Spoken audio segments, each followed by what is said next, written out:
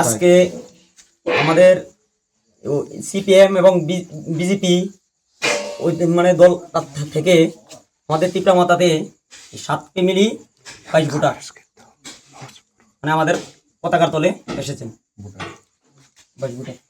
কোন কোন জায়গা? এটা আমাদের উত্তর উত্তর পঞ্চায়েত দেবপাইছড়ি। শুধু আমি না, সবাই মোটামুটি সিপিএমে আসছিল।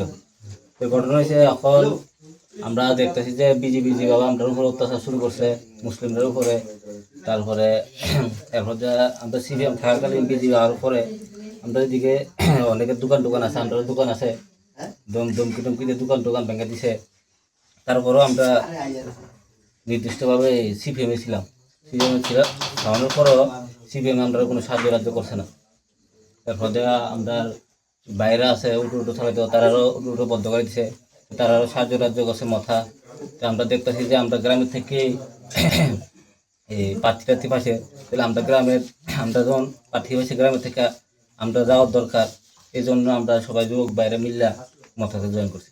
আপনারা সিপিএম এ কোনো পার্টিতে আসলেননি? মানে পদে আসলেননি? কি পদ আছে? না, কোনো পদ না, আমরা সাধারণ কর্মী আসছিলাম।